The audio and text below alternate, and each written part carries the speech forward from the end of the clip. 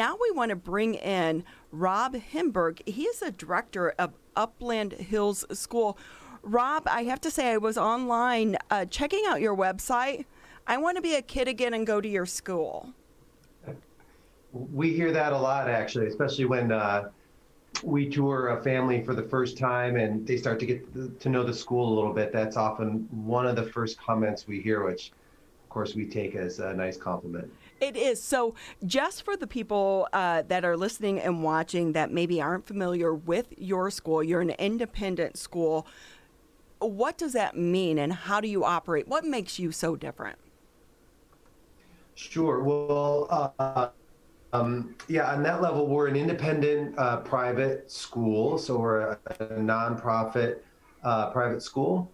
And when you sort of exist in that realm, you really have all kinds of creativity in how you want to design your curriculum, the type of staff you want to employ, and how you empower your staff to teach what they teach. So at our school in particular, and there are many, schools like ours across our region and across the state, of course. But our school in particular, we started in 1971 as the Upland Hills Farm School. So our roots really go back to those days and have a strong connection to Upland Hills Farm, which we're adjacent to here on our campus. And the idea then was really to reconnect children to the natural world and to see the natural world and understand the natural world as a primary teacher in their lives and in our lives. And so that philosophy and the methodologies that flow from it have existed in our school since that time and still do today, and as much of the reason why we're kind of attempting this great experiment this year that we're stepping into in the last couple weeks. So tell us about the experiment. You've actually been back to work back to school rather, for a few weeks now. Yeah, absolutely. We actually, throughout the summer, the staff and I had many long conversations about the possibility of coming back to school in person. First we had to really consider whether it was safe, and was that something we felt, as the adults here at school, we were comfortable looking at more closely and trying to figure out how to do. And then, equal to that was the perceived safety of our children and the ways we could mitigate risk. And so when the state put out the back to school roadmap, that really gave us a much more clear and more concrete vision for how we would do this. And at that point, which was July 1st, we really started to move toward this idea of how to be back in school in a way we felt was in compliance with all of the requirements and recommendations coming from the state, but also at a personal level that we felt we could keep our community as free from risk as possible. So part of that was that we decided to have an early start, which I don't think the school has ever done before, but about 3 weeks before our official start date, we invited on a voluntary basis any of our families, our students who wanted to come back early and basically help us figure out how to find rhythm and consistency, routine and structure, given all the new protocols and procedures that were going to be in place. And I mean, about half of our students decided to do that with us and come back. And we just did 3 days a week for 3 weeks before the holiday weekend and before the official start of school. And it was incredibly helpful for us. We knew there would be things that would present themselves that we couldn't fully anticipate until we were doing it. So it gave us time to understand and deal with those, gave us time to see how our children were going to respond to wearing masks and being outdoors, which is a big part of our plan this year. And what we realized was that, they were so thrilled to be back here and to be back together in a way that was responsible. So then when we kicked off the official school year last week, we were able to kind of hit the ground running in a lot of ways. And all those students who had participated with us in the 3-week early start really served as great mentors and leaders to the children who weren't able or didn't come early and help them to really see and understand, either through their modeling or through helping them know what all the kind of new protocols were, so we could, kind of get up to speed as quickly as possible and really start to enjoy this new way of going to school this year. So Rob, with that in mind, after all that experimenting, let's say, what is the way that Upland Hills School is operating now under these COVID-19 precautions while maintaining the level of schooling that your kids and families are used to? Yeah, sure. So, I mean, the big obvious difference or variation this year is that we've gone from being a school where our students would typically spend about half of their school day outdoors, learning and or playing, to this year we've gone fully outdoors. So, we're so thankful for this amazing weather we've been lucky enough to enjoy the last couple weeks. It's made it much easier to get going. But yeah, our kids are now fully outdoors all day long, and that required some new infrastructure for us. So we've been building these big wooden platform decks and putting 4-season tents on them that are really well ventilated and provide a safe space for our kids to, be out of the sun or away from bugs, or certainly when it's raining, but we still have really good ventilation for them, and we can still distance and do all the things we need to do. And as I said, the natural world as a primary teacher is not new for us. And so our staff, our teachers are really skilled and experienced at bringing the natural world into their curriculum. And so for us, it's not so much a 180, so to speak, as more just we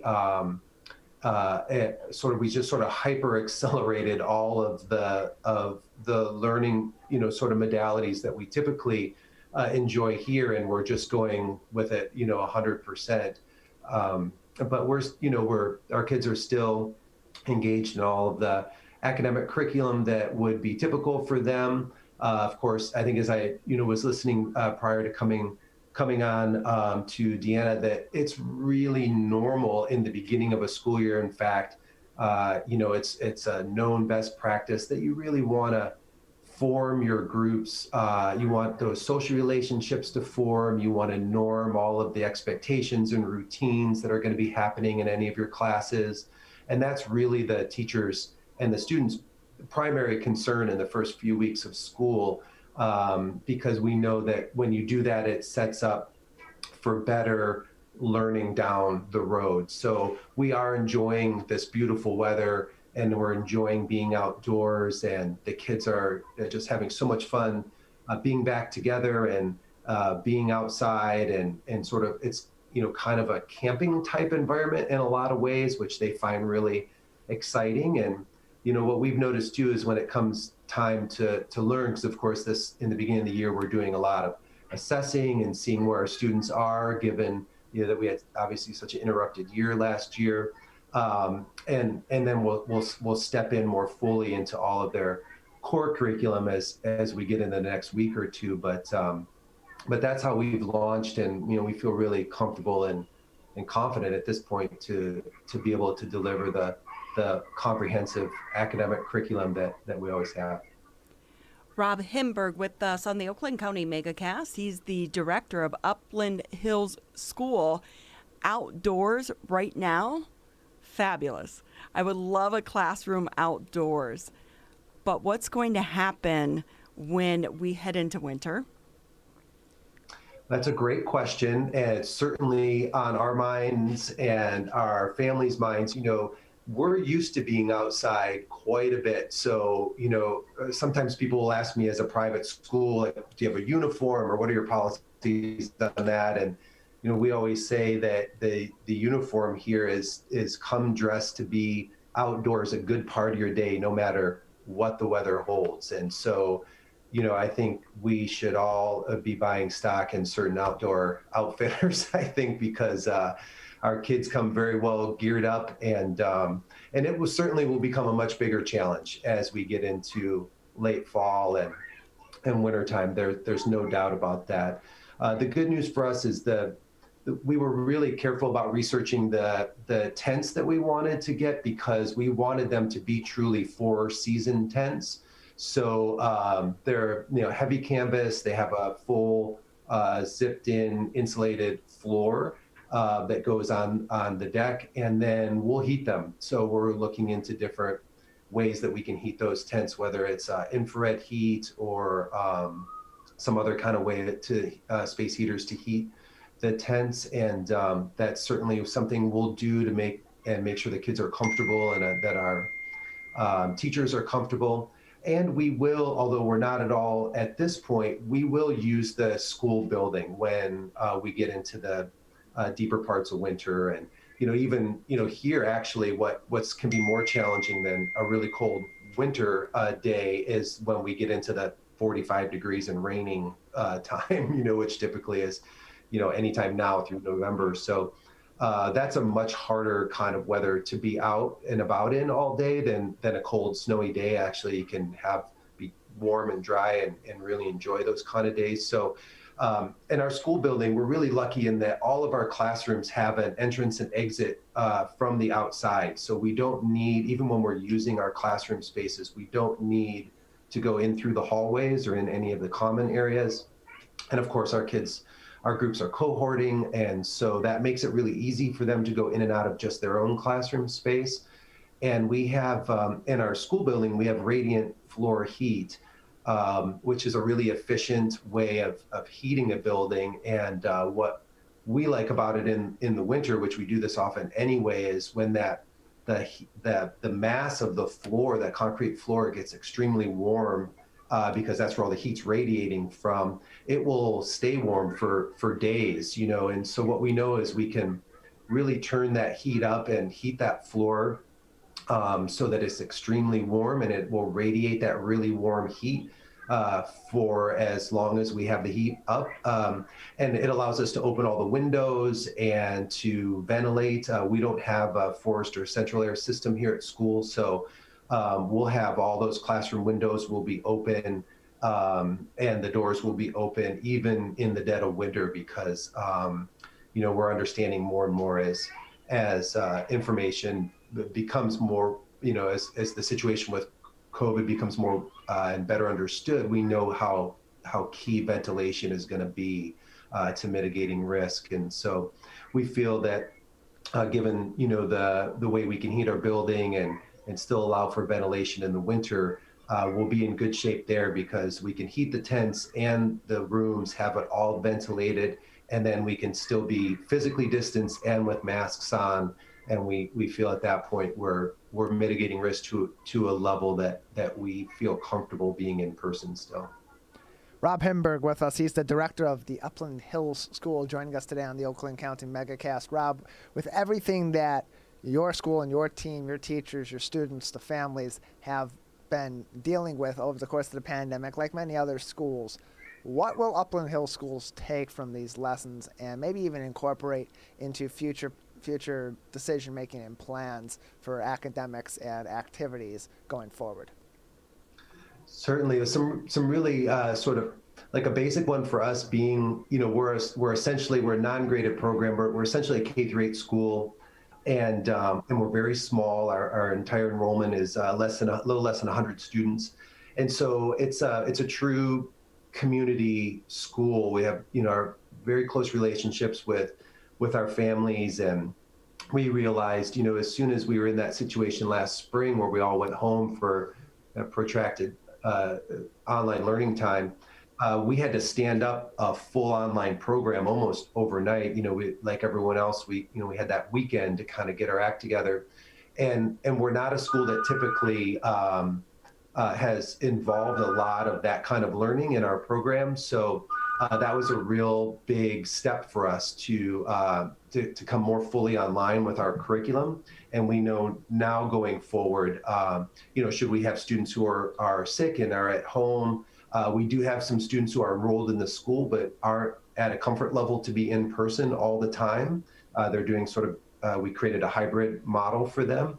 And we, of course, want our curriculum to be available to our families at any time, whether they're in person or learning at home. So that's a big shift for us, is to have a comprehensive, full academic online curriculum running at all times. And our teachers realize some of the huge advantages of that. And so it's something that we'll keep going forward, even when we hopefully at some point are all of us, in any school are able to safely be back in person. That's something that we'll keep up and running. And so we certainly learned a lot there. And this is a little less tangible, but, as I said, being a small school like we are, but it's a private independent school, so it's a tuition-based school. And we realized early on that it was just imperative that we continue to create value for our students and our families, whether we're in an online situation, a hybrid situation, or an in-person learning situation.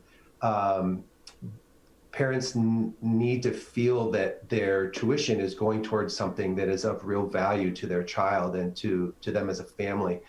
So that's something unique to small independent schools, and there are many of us in the state.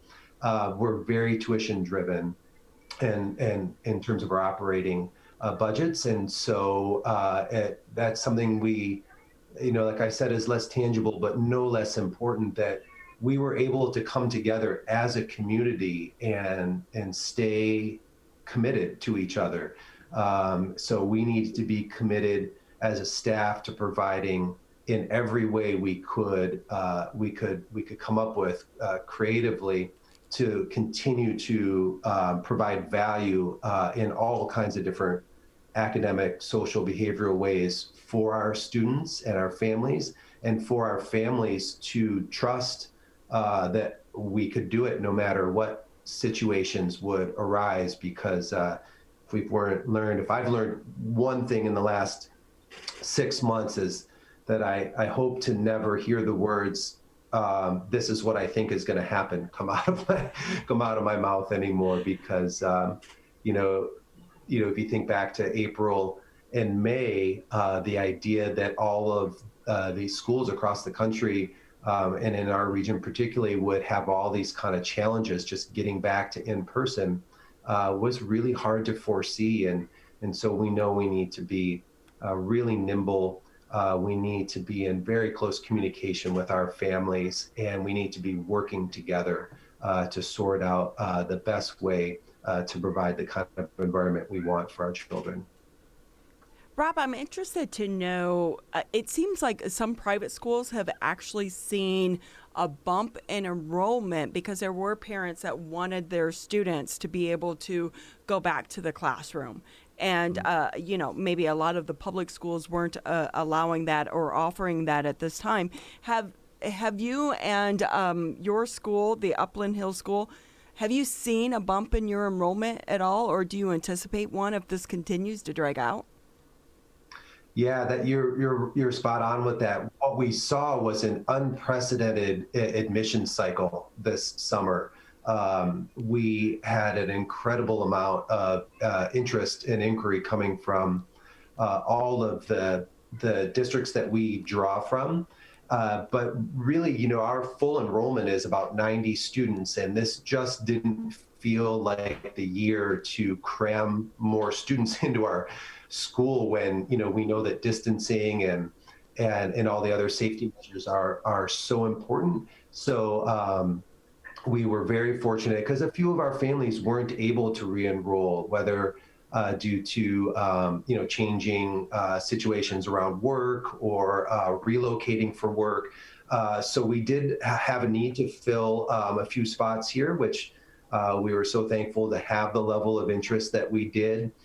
So we were able to fill those spots, but we certainly didn't feel like this was a year to over-enroll or to create any kind of unnecessary risks due to having more than the number of students we really need and want to be here. So yes, our admissions, it was quite a challenge to deal with the level of inquiries coming in and how we wanted to respond to those. And they did result in a few enrollments where we needed it, but mostly we were just very happy to hold steady.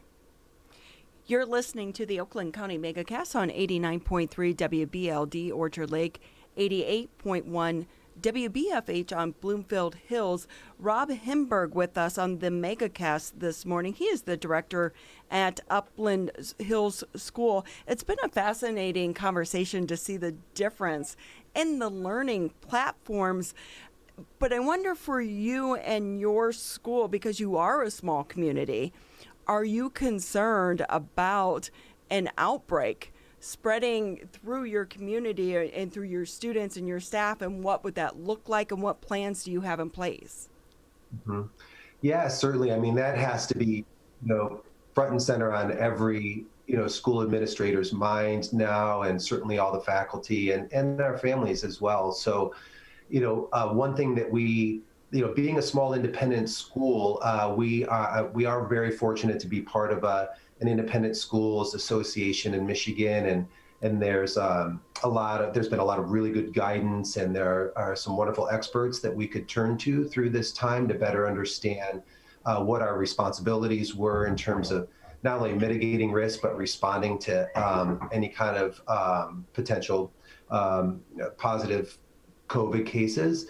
And then when the roadmap came out, it really gave a very concrete understanding of how to proceed along those lines and in those ways. So we're closely connected to the Oakland County Health Division, and I think each district, and for us, our district is our school.